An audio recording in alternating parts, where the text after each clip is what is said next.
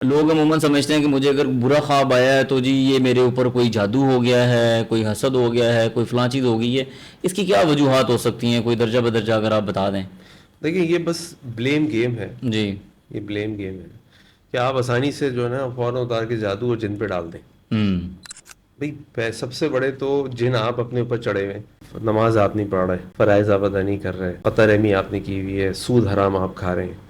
اچھا نہ صبح کے اذکار پڑھ رہے ہیں، نہ صحیح شام بات کے ہے. اذکار پڑھ رہے ہیں، نہ رات کے اذکار پڑھ رہے ہیں. تو بھائی سب سے پہلے تو یہ کام کرو نا. اور پھر یاد رکھو یہ بات کہ دنیا کیا کائنات کی کوئی بھی طاقت آ جائے، اللہ کی طاقت سے بڑھ کے تو کوئی طاقت نہیں ہے. اگر تم اللہ کے بتائے ہوئے طریقے سے زندگی گزار رہے ہو تو اللہ حفاظت فرمائیں گے.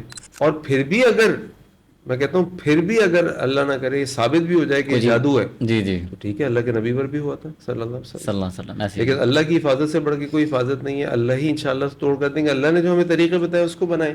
یہ کہ آپ فوراً جادو پہ ڈال کے پھر وہ اپنی زندگی میں کوئی تبدیلی نہیں لانی. اب یہ ڈھونڈنا بیٹھنا شروع ہو جائیں کہ جی اس نے کیا ہوگا، یہ مجھے ایسے دیکھ رہا ہے، اس نے کیا ہوگا، میری چاچی نے کیا ہوگا، میری مامی نے کیا ہوگا، میری پھوپھی نے کیا ہوگا. اور دکانیں وہ پیروں کی چل جاتی ہیں، ہاں پھر وہ بیٹھ کے وہ پھر تھوڑا سا پوچھ بھی لیتے ہیں. اچھا کس کے، ان کو اندازہ ہو جاتا ہے کہ یہ فلاں کے ساتھ اس کی معاملات خراب ہیں، تو لہٰذا کہتا ہے بس اسی کی طرف ڈال دیتا ہے کہ جی اس نے تمہارے ساتھ ایسے بالکل کیے. ایسے ہی.